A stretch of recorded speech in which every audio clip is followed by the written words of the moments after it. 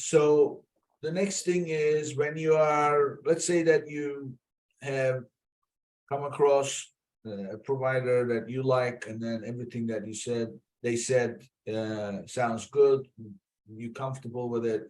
What is the best way to structure the compensation? So I don't need you to share specific numbers, how much to pay. I'm talking about, because I've had different ideas on the show being suggested.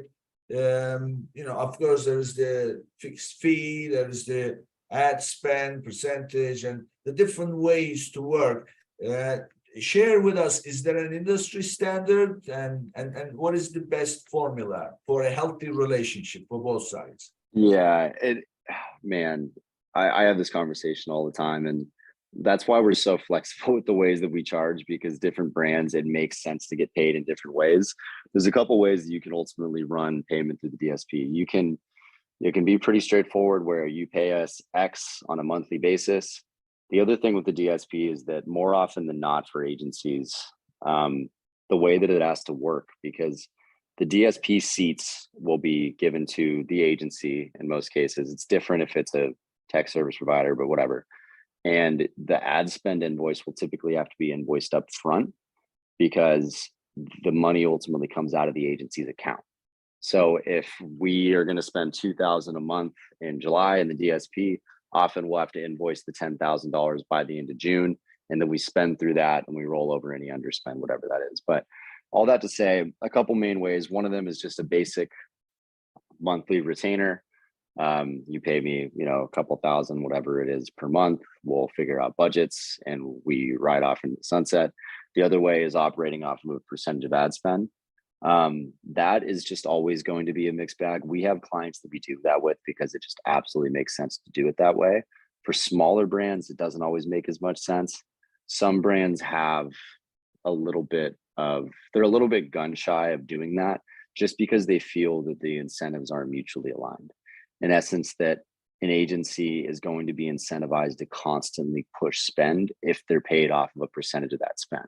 If you trust the agency that you're working with and you know that they have your best interest in mind at the end of the day, it's a totally viable business model. We have clients that we do this with and it works great, but it doesn't always work for everybody.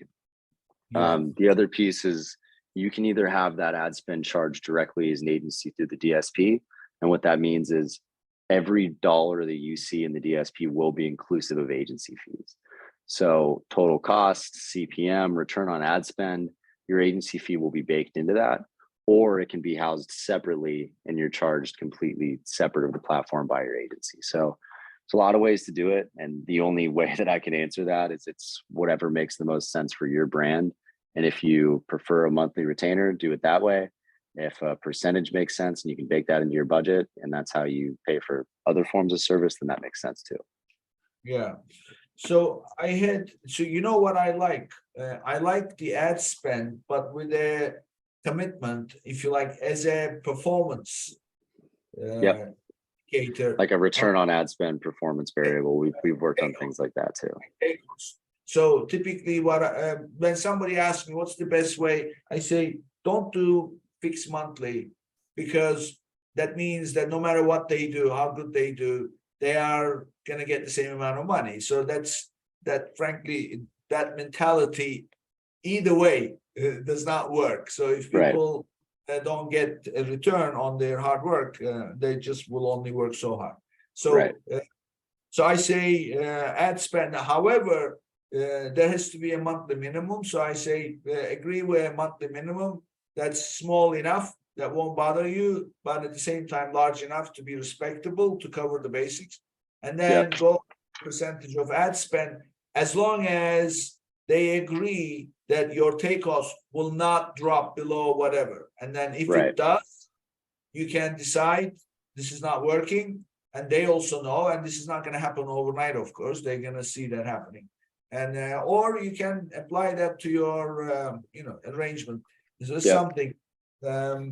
One thing I will say though, I had a guest recently who's the person who runs one of the aggregators, and he said that he likes some kind of participation in the net profit generated.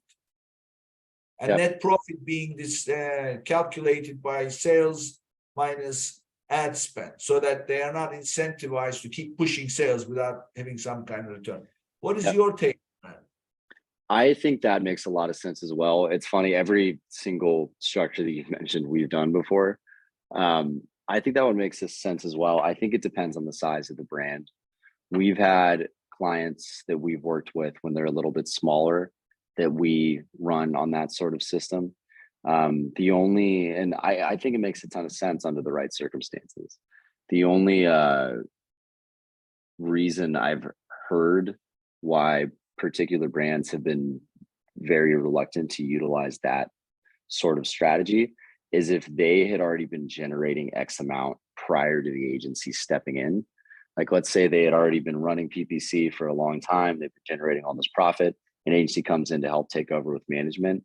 They felt as though the work that the agency did was capitalizing on work that was already done, and they didn't want to. There was some sort of lack of incentive there in their eyes. But all that to say, I think the overall strategy makes a ton of sense, because at the end of the day, what everyone's looking for is some sort of mutually incentivized and mutually profitable agreement. You want it to be profitable for both sides.